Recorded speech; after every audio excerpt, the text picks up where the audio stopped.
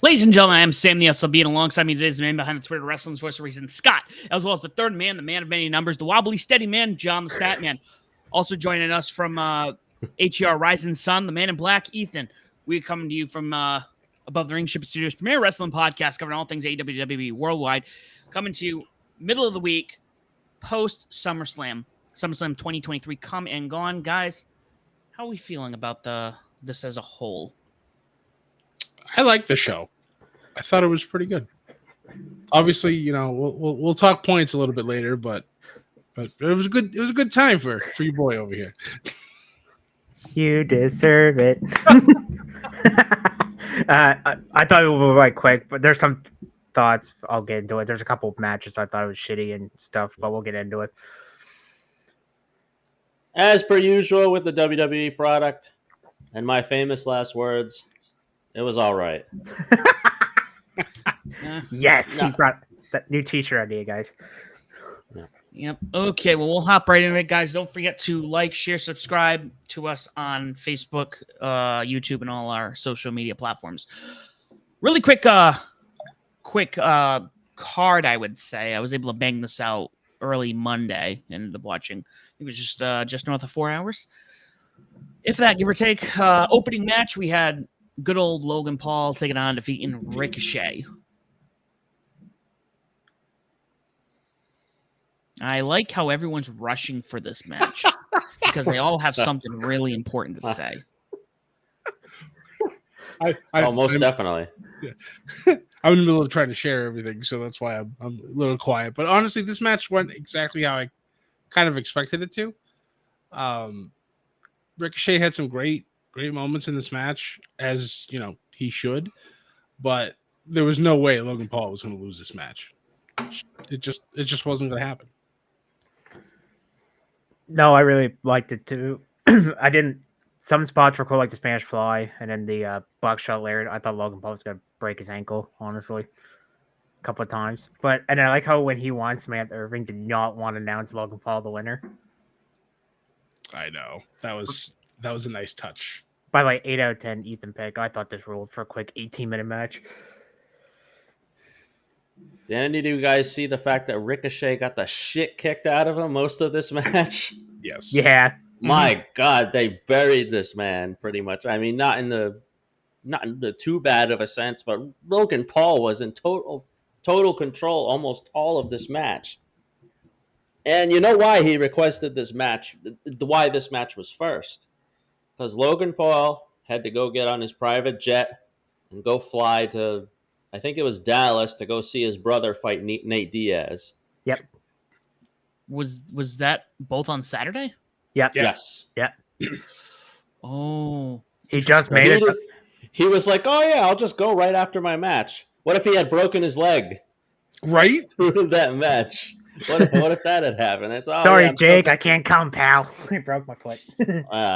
But yeah, this match was what it was. I wasn't crazy about the finish, although it was a heel finish.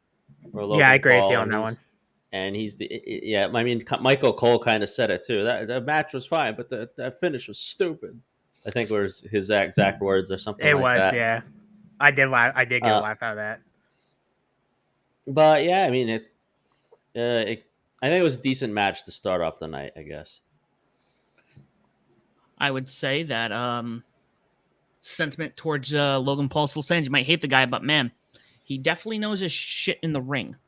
Oh, he can work. No doubt about it. He can. He can, yeah. Yeah. So following that, we had Cody Rhodes finishing the story here, taking on defeating Brock Lesnar. I think, honestly, the biggest thing about this is what happened after the match, where Brock pretty much just gave Cody the rub. And apparently that was all unplanned. Cody went to the back. Brock was nowhere to be seen. So he left everything in the ring and gave Cody his flowers. And it was wonderful to see. But the match itself, yeah, I think Brock dominated most of it. And then Cody turned around at the end, and ended up getting the victory, which is great. But yeah, I thoroughly enjoyed what Brock did afterwards. I thought that was really cool. He ripped his shorts. Right? I don't know what happened. It just they just disintegrated in the ring. At least He ripped his pants. Hey, at least it wasn't. Multiple spots too. It's like, what the hell? No. Hey, at least his balls weren't hanging out like when Matt Cardona ripped that jobber's pant trunks. By the way, out of these three, though, this was easily the best match of the 3 series. Like Scott, to basically Brock Lesnar was going all 2014 SummerSlam on Cody till like the very end. Yep. I just want another Ethan pick 8 out of 10, but I mean, it was cool seeing Brock do it. I actually thought Brock was gonna be. I'm like, please, no more matches between these two.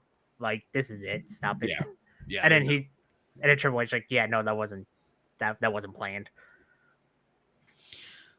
I heard that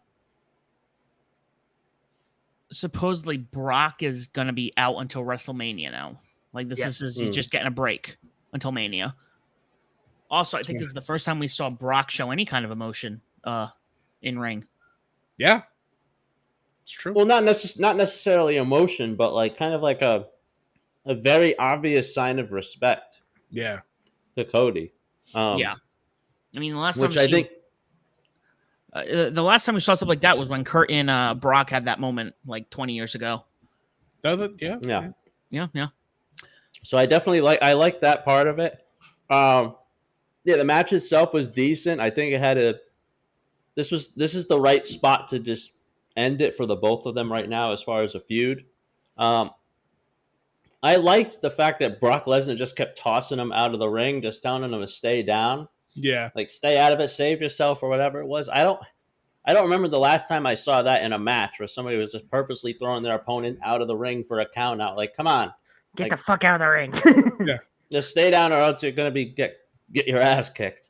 Yeah. I'm glad they didn't work Cody's arm because that was a last match thing. So I think they did it the week before on Raw or something like that. And they were working it again. I'm like, no, don't do this again. Have it be a different thing. I was like, how you hit with the steps too, and people are like, so that's not a DQ. Oh, actually, I didn't like. That's one thing I didn't like. Thank you for reminding me. I was watching it with Zach. And John, did not mean to cut you off. I'm like, how is that not a DQ? Yeah, I know. We're all That's what I see. He obviously in front of the referee. Yeah. The referee's like, fuck it. But it was just fun because when he hit him, I was like, no, dumbass Cody, you're going to fuck us all over point. Yep. And then they're like, Cody knows better too. Yep. Decent match. Yeah. Good start to the show. Following that, we had a wonderful Slim Jim Battle Royale with who else but LA Knight getting the W over Sheamus as the final 2. Actually, this is the one I just want to check on. I think this was one of the ones I had extra points on. It was, yeah. And I had the last 2 of the, my last 2 were in the last 3, but unfortunately, Jay Styles didn't last. Yep. But I wasn't mad that Sheamus and he were the last 2. But then, no, I thought this was a good Battle Royale.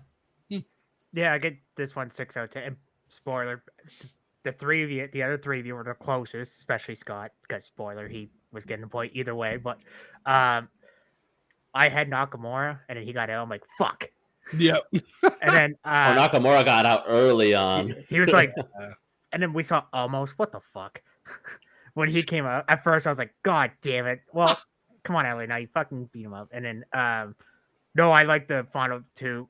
It was all right till, in the words of John, it was all right till like the last couple minutes with like Styles, LA, and Sheamus. And LA did not fall off the top rope like on SmackDown, so that was good. But I was glad the fans just went nuts for him. Like, now you went to free year of Slim Jims. And they had the commercial right afterwards with him and Bianca. I was and Macho Man and Otis. At the end, that was great. I love that. Zach called it with Otis too, because Otis was in that commercial. What you think, Scott or Gian? I like the match. Battle Royales are what they are. It's just an absolute shit show in the best way possible at times. And yeah, LA Knight obviously was the correct pick here. The crowd, he's been so over with the crowd for months now. So yeah, he hasn't won the singles title yet, but you give him this, that's great. Hopefully it leads to something more. Will it? I don't know. We'll see. I know he's, for those of you who watched Raw, he seems to now be getting into a feud with The Miz. The Attitude Era cosplayer. I know, God. That was a good promo line. between the two of them last night was outstanding.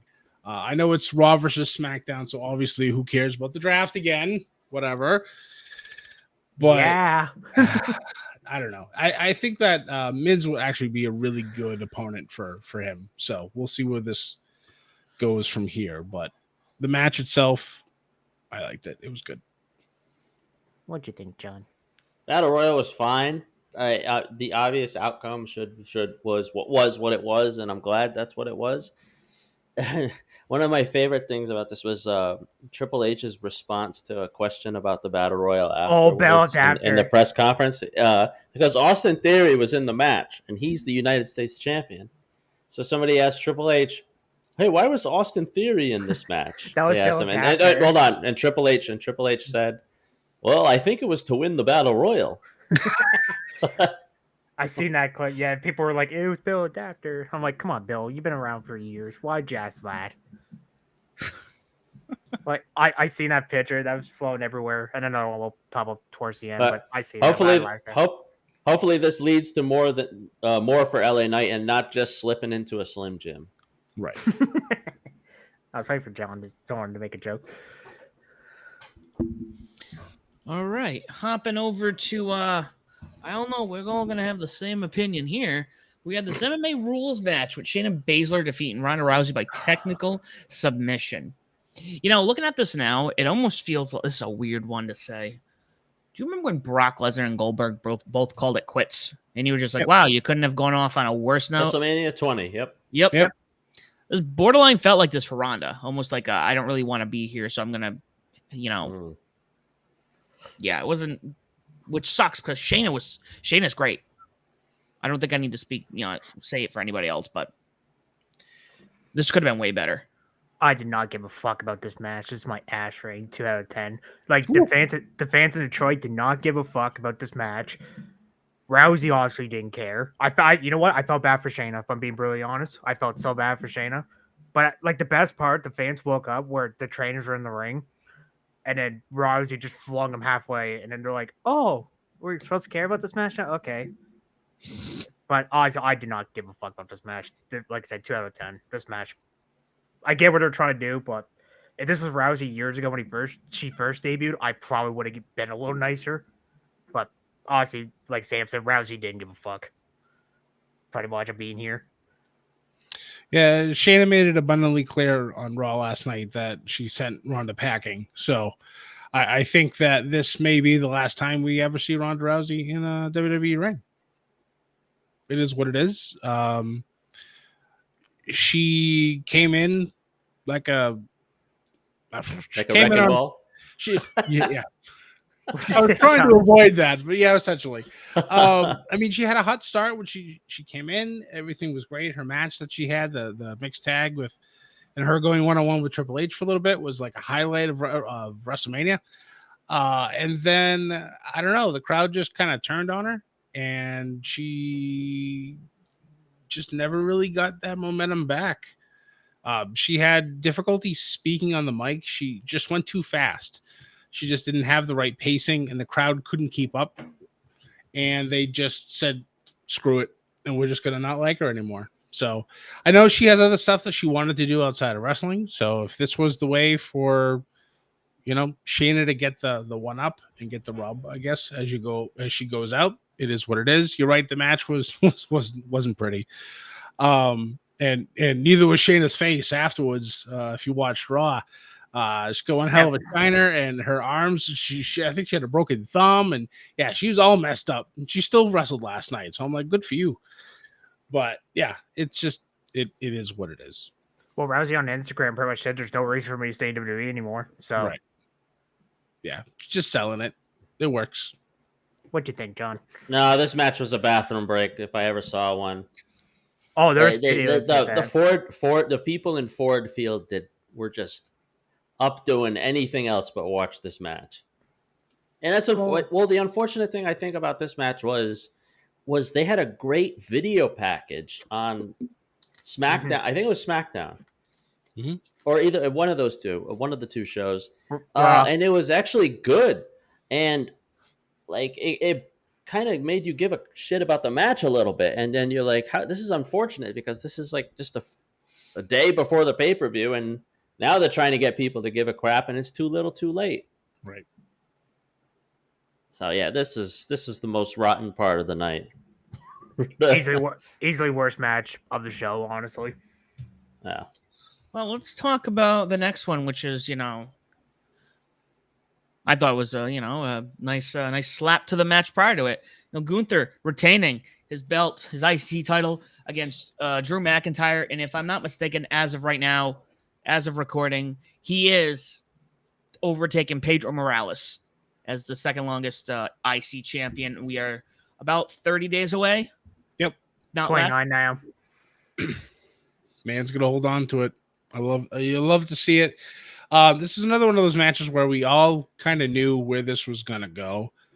But Drew gave him one hell of a fight. There's really not much you can say. It's just Gunther and Drew just beating the ever-living snot out of one another, and the ring general gets the win and heading full steam to get to pass Honky Tonk Man. So, but part of me still hopes that maybe Honky Tonk Man will show up right at the end, try to challenge him to a match or some ridiculous thing just to try to hold on to his record. Honky Tonk Man's going to challenge him at All In for the IC title. If that happens, you know what? Just give Scott and Zach the points the rest of the season. But I'll tell a little story about this match after we're done recording. But yeah. Oh yeah, I could hear. There might be a reason why the champ is not here tonight, but that's beside the point. Okay, well, tell us after. I thought this match was really great. These two just beating the shit out of each other for like 13 minutes. I think it went 13 or 15. Can't remember how. Anyway, I thought this rule. I give this one 9 out of 10. Ethan picked, by the way, and I like how it got through. Does have multiple moves like power bomb, splat. He tried except the last MVP, but whatever. And then Drew tried to Claymore, and then didn't work. But you kind of figured, but I wouldn't be mad if Drew won it. But now he got Gable next. I called that too, Scott. You did. It's gonna. Oh man, that match is gonna. Ooh, that's gonna be great. Payback, maybe. Actually, that might be. If I remember correctly. I think he's after Payback for Gunther to beat the record, I think. Yeah, so Chad Gable's literally the last line of defense. Unless they do it after. All right. This could be good. This match probably had the most wrestling out of any match of the night. Yeah, he shot round. The most actual wrestling. They had that chop fest in the middle of the match. At one point, it looked like McIntyre was putting in a few harder ones than Gunther was at one point. But yeah, I mean, it was. I kind of wish I picked Gunther now because I guess Drew McIntyre didn't have that in his contract clause to be the IC champion right now. But yeah, I mean, Gunther as champion can do no wrong right now, and he brings out the best in anybody he works with. So yeah, it's decent. We don't need another Dark Side of the Ring episode where wrestlers got creative control. No. Well, following that, we had our rematch: Seth Rollins taking on defeating Finn Balor for this World Heavyweight Championship. I don't want this one wasn't predictable, but it makes sense. Also, when are they gonna give Finn his due? I feel like at this point he's just gonna he's gonna be the next what's the word I'm looking for here? Dolph Ziggler. At some point. I don't know. Things are gonna get interesting. I mean, they kind of started to again with everything that happened in this match. Priest trying to give, Balor a 1-up, and Balor takes it the wrong way. Seth gets the victory. That's honestly, when we did our picks, that was exactly what I expected to happen. That Finn would take it the wrong way, and it would blow up in his face. I also then expected Priest to cash in, but he didn't. So, oh well. But I'm glad that I picked Seth on this because I just had that feeling. But I was half right, so I'll still take the point. I really enjoyed. Honestly, out of the matches, probably my favorite. The Intercontinental is probably my number 2. Honestly, my only nitpick: can we stop using the pedigree as a fucking kick out move? Like, Jesus Christ. But I like how Priest tried to throw the briefcase a couple of times, how Balor to win. Balor's like, no. And then Braun's like Scott to curve stomp them on it to win. Yeah. I did like the callback to where he hit the vest, where he injured Balor's shoulder, and then later in the match, Balor buckle bomb into the barricade. Yep. That was a nice touch. But out of the 3 matches they had, I think this is my favorite one. But I like that. But honestly, take a little break from the title because most of Rollins' TV title defense all been Judgment Day members, pretty much. And it doesn't look like it's going to change either. So triple threat, them, Nakamura, and Balor. Maybe I don't know. I do like the mind games that were played as well. You have Rollins with the 7 written across his arm, and Seth Rollins had the same vest that he wore 7 years ago when he injured Balor. So it's like, all right, boys, I see what we're doing here. It had that little extra flavor to it. I liked it a lot. I can't believe that's been 7 years. Oh, I know. I was very surprised to hear that myself. Me too. I also did like the callbacks in this match. Like Finn was working that shoulder throughout the match, and like Ethan said, he threw him into the barricade, which was the exact way that he was injured in that match 7 years ago. I liked that, and Seth Franklin Rollins wearing the same vest and all that. But I guess Finn maybe is probably not going to get the better of Franklin ever. I think like to Sam's point, maybe Finn is just a one-time world champion. Where unfortunately he had the belt for like 30 seconds. I know. That was it. Best 30 seconds of his life. My girlfriend asked me, I was outside doing something, and she was like, he dressed like a jester. And I was like, and she sent me a picture. I just started laughing. I'm like, oh yeah, it kind of does look like a jester. Who, Franklin? Franklin, yeah. Like with his entrance gear before he took it off, showed the fest. I loved what Balor said to Franklin at one point. He says, "You're not crazy. You're just pretending to be crazy," or something to that effect in a promo. I'm not crazy. Last few weeks. But about the 3 matches, I did like this one. My favorite, though. But easily best match of the night for me, honestly. Ethan picked 9 out of 10, by the way, for the last 2 matches. Right, we're gonna hop over to I don't know, it's considered 7 and 8 on here, but Bianca Belair defeating Asuka and Charlotte to become the women's champion, only to finger guns. Io Sky coming out, cashing in, and becoming the new WWE Women's Champion. I made it. I want to say this with Ethan right here, and since I'm all caught up on G1 as of right now, it's good to know that both Io and Evil have both won their most recent matches via shenanigans. Granted, Io's was done well, and House of Torture is a thing that exists in this world. So, solid match, though. Why'd you bring up Evil, brother? Come on, dick. just to keep jabbing at you. Oh. But I did like before the cash in, by the way, thanks Io for the extra point. I did like the triple threat match. I like some of the spots.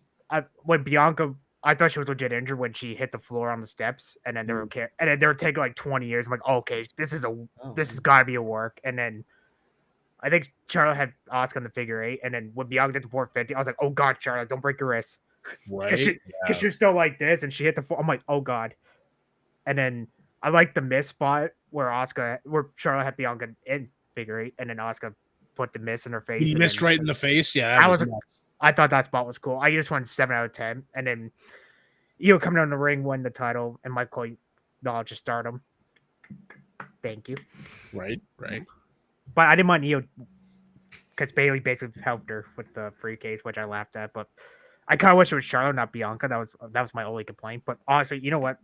Since Bianca's husband is a heel now, let's make Bianca heel now. Fuck it, let's do it. Let's go. I did not really pay attention to this match. This was a Typical this, John. I put this match on mute, and I was watching. I glanced over, and I was on my phone for most of it. I guess they didn't want Charlotte to suffer a third successful cash in on her, so maybe that's why she didn't win this. And Makes sense. yeah, and then Bianca had it for what 90 seconds, Not even or whatever. Something like that. They should turn her heel at this point. I think people are over the EST thing that she's doing. WWE. Yeah. Yes, exactly that. Yeah, we're done with that. I think since Io Sky had that match with Zelina Vega at Backlash, I think people like her. Like even though the Damage Control is a heel group, people are happy to see her, and she's not bad in the ring. So it's. I think they should have spaced out the matches where a potential cash in could have happened. Like they had the world title match, the world heavyweight championship match before this, where we thought a cash in would happen. This match, we thought a cash in would happen. Maybe space those out next time. No, that's a good point. That is very true. Yeah, that was my only nitpick. But apparently this is the longest women's match in SummerSlam history. Apparently at 20 minutes. I know maybe the shortest match in SummerSlam's history at 8 seconds. And that too. So Bianca's got 2 records now. Right. Yeah. But I think that's a probably a rematch at Payback. No, don't do another triple threat right now. You could do Io and Asuka Payback, or do Bianca if she's not legit injured. I think Asuka. Well, obviously, I think both Asuka and Bianca obviously have, a claim to want to get a rematch.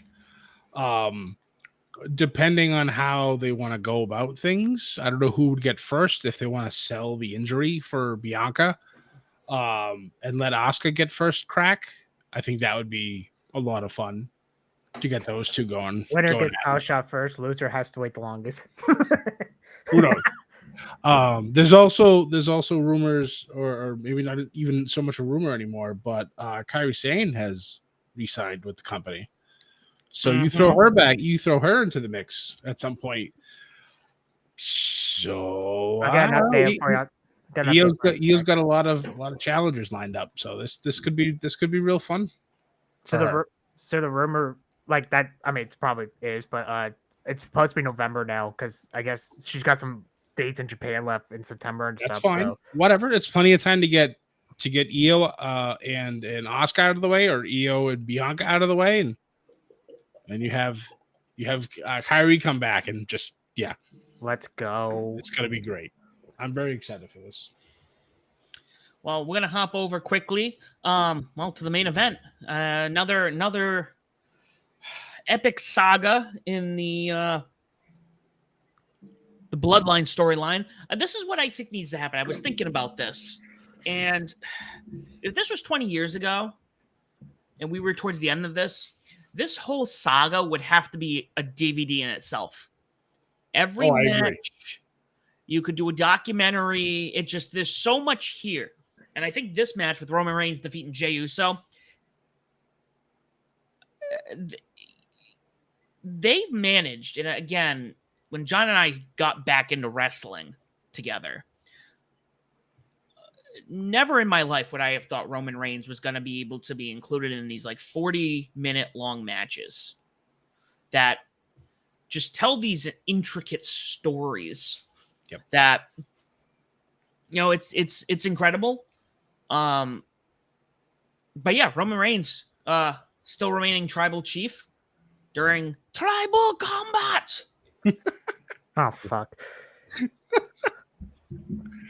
It's just you think you know how these things are going to go, and then something happens and they pull a new trick out. It's like I keep asking, how can the Bloodline continue to do things better every single time? And they always find a way to do it. Like in the back of my head, I thought maybe Jimmy would come out and betray his brother, but why? We'll find out answer probably on Friday on SmackDown. But I did it for Rikishi. I now that you said that, part of me kind of wants that. Just as a callback to the thing he did it for The Rock. Now you did it for Rikishi. I kind of want to have it now since I said that. But sorry, Scott, I didn't mean to cut you off there, buddy. No, that's all right. But no, I mean it's must see television. It truly is. And now Friday is must see because we need to know what happens. Where do they go from here? From what I've been seeing, I don't think Roman's supposed to be on Payback. I don't think he's supposed to be on the next one after that. Nope. So I don't know. We'll see. I think I saw that he actually got injured in this match.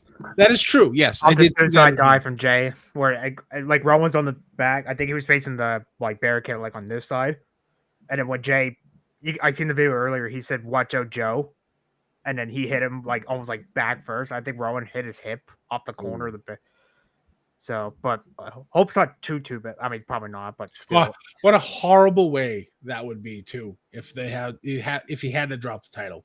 That'd be shitty. Oh my god. Oh my god. The way they've been dragging this out. Interim champion, baby. There was something I noticed, and I'm going to let John get his thoughts in a minute.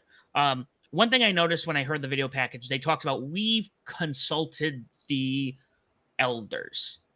You brought up the elders, and we need to do tribal combat. Okay, so this happens. Maybe the elders aren't satisfied with the way this ended. All right? Maybe the elders need to get involved themselves. The elders being, I don't know, Mr. Dwayne The Rock Johnson? I don't know. I thought it was like... he's not an elder. But I think if we keep talking about The Rock and Roman happening, and I think this would be the best way to do it before Mania 40. It's not like he's doing any acting right now.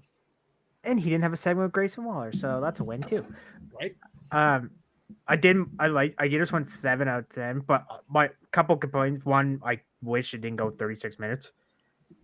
I think they should have got at least 10 minutes at the most out of it. And it's why online, so people were complaining, but they said for the trial there was supposed to be no interference. So Solo wasn't supposed to show up, Jimmy wasn't supposed, and then they're like, well, fuck that, we're just gonna do that. And Solo did in the crowd, and then I was expecting, I kind of knew Jimmy was gonna be there. I just wasn't expecting him to like kick Jay right in the face. I thought he was gonna, and then Michael Cole with the call, "What are you doing, Jimmy?" I was like, ever since Vince McMahon got out of his ear, Cole's just been perfect, honestly. But and now Cole's on Mondays and Fridays. Yeah, I know. He got the Corey Graves gig. That's right. But I remember they found in the crowd. There was a guy, I think he's wearing an NWO or DWO shirt. He was trying to take a selfie, and this security guard in a suit literally like pounced him out of the way. He's like, "Move!" I was like, "Holy shit, man!" And then the guy's like, "Eh," and he takes a picture anyway. I just started laughing. And then Solo, you knew Solo was showing up though. Yeah, I like how Roman pointed at him too when he actually speared him, and he's just like, and Solo's like, "I'm gonna do it." But before I knew Jimmy was gonna like take his mask off, I was like, "Oh my god, how many more fucking family members are showing up to this match?" I mean, there's a lot of them out there, so it could have been anybody. Kind of wish it was Jacob Fott too. Fuck it, you could break contracts. But yeah, that'll go well. But I kind of wished, like, it's just a nitpick. But I wish they cut 10 minutes at the most. Like, some of it was kind of unnecessary. But that's just Roman's matches now. It's just like Okada. You guys slow and then move up, move up, move up. I had a distraction for like half of this match. There's Oh that damn security guard in the corner, and she's telling people that are in the front fucking row to back up. They're in the front row, you rookie. Honestly, I hope Ford Field fired her or something, because one fan was clapping back.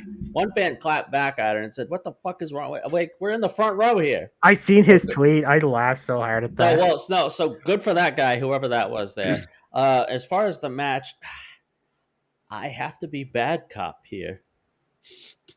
This well that is the bloodline is starting to run dry for me. They're reaching. Like Sam used the words dragging out earlier. That's exactly what they're doing here. They're dragging this thing out. When Jimmy popped out in the end of the match, I was like, okay. And Michael Cole was trying way too hard to get me to be shocked that it was Jimmy. My God, it was Jimmy. What the hell is wrong with you? It was me all along, Jay. It was me. Yeah, now I'm sure. Well, the bloodline definitely draws ratings, so it's just a personal opinion of mine. I was liking where it would have potentially ended, but now it's the never ending story apparently. So we'll see what Jimmy's explanation is. I think if they have this huge family, we'll start bringing other people in. Right. They have all these family members that they mention, but they don't bring any of them. One of them's Booker T's promotion. One of them's Booker T's promotion. But yeah, one of them's the father of two of the people on television regularly. I think they could get maybe it's Rikishi's choice, but right. Still, something really needs to change here with this story. Otherwise, yeah. I will say I love the match, but the end, because I feel like we just did this around just after Mania. Yeah. With the whole I'm leaving the bloodline, but I'm not turning my brother. That's where I'm kind of with John, where I'm kind of I get the okay. What are you doing? Okay, we're turning on each other now. We're tearing the tag team apart. And I know at some point 40 is the door. 40 is the end game here. So I wasn't crazy about the way that ended, but I'm also kind of looking at it the way I looked at Mania, where I'm like, okay, I want to see how this plays out in the long run. You know, because I don't know. I don't watch this all the time. I don't watch for me to come in and tell you guys how I think this should be done when I don't even watch the product Monday, Friday, and any other weekends. Pay-per-view. That's why you got me and Scott here. But at least from the top down, from my perspective, I was like, okay, not a fan of this, but I'm curious to see where this goes. Yeah, on X, like I seen the next day, like everybody was like, it wasn't too bad. Like it was kind of boring at some parts. I had heard people say it was absolutely boring. I mean, it was past midnight, like your guys at Eastern. It was like 1 o'clock in the morning over here for me while the match. I was like, oh my God, let's wrap this up a little bit. Come on, I'm falling asleep here. But like John said, like yeah, they need me for fuck. They got some in Booker T's promotion for fuck's sakes. We'll see. They had a guy that was when they were on the outside at one point around the press people or whatever. There was one guy that was yelling stuff, and he was the only person you could hear. Do it for Jimmy J. Do it. Yeah. I'm like, do they got a mic on this guy? I'm like, or is his voice just really loud? I swore they did. I actually forgot about that though. John just brought that because I remember they were fighting in the crowd and security's like pushing him off, and like I heard, someone here, do it for Jimmy J. I'm like, well, that's good. And then he's like, kick his ass, Solo. Why are you here? I'm like, where's that guy? What are you doing, Solo? Don't do it, Solo. And he put for the day one. He's like, why, Solo? Why? Yeah. I was like, give that guy front row seats for the next. Put him like green shirt guy. Fuck it. Our Brock Lesnar green shirt guy was in attendance too. Yep. Was he? As usual. Oh, he was. He's always at the big shows. Always. Yeah. Oh yeah. If he's not at a big show, that means the world has ended. Right? I remember he was. Oh no, he was in Puerto Rico. Never mind. Yeah, but yeah, I know that there was one paper there, and everybody's like, "Where's green shirt guy? Where's green shirt guy? This is not a drill." I think the only time green shirt guy is not there is the Saudi Arabia stuff. Yes. Yeah. Because obviously he doesn't want to go there. Or as Sam said at the moment. Keyword yet. Well, SummerSlam coming gone. That means we got Payback coming up. the next big one, and we got Survivor Series, and of course we have our AEW stuff, which John is looking so thoroughly for coming up. More and more every day. More and more every day. But before we get off here, I know we want to talk about points, and we want to talk about scoring. And Scott, I know you want to be the one to. We'll let him this time. No, I'll let him when he loses too. No, it's psychological. It's true. Yeah. It's just warfare the whole time. And there's You deserve it. nothing I can do about it. But yeah, no, I mean for this time, we had, I believe it was a 3-way split for the win. If I would have picked EO, I would have won straight out. I haven't updated the scoring yet because it's been a little busy. But I do believe it was myself, Mr. Zach, and Ethan who all tied for first. Everybody gets a point. So with that being the case, Ethan now has a 2-point lead with 5 on the season so far. We have Sam, the SOB, and now Mr. Zach with 3 points. John in 4th place with 2 points. And myself finally on the board with 1 point in dead last. But that's okay. We're on the board. First step to victory. Here we go. Next up. And don't forget, with all in and all out, 2 points on the board 2 weeks in a row. And I still got an extra point for G1, by the way, guys. Sam, That unfortunately, is eliminated. It's on the, you got a chance. I still Doesn't got a mean you're chance. going to get it. And if that's the case, then that takes a point away from Sam. So that puts him even more into a hole. So we'll see. Well, Come on, Osprey. Come on, don't fuck me over now. well, guys, thank you so much for watching us. Don't forget to subscribe on Facebook, YouTube, X. It's kind of hard to say X instead of Twitter. True. And it's X. It's not X Hamster. I want to clarify that. God. Follow us Jesus. on X. Follow Please us make on sure you X. like, It's, subscribe, leave a comment, leave a review. Tell people why Ship Studio is an Above the Ring is podcast you're choosing, or why they should listen to us as well. Thank you so much again. Don't forget to ship it. And as always, do not forget to join the Bedlam.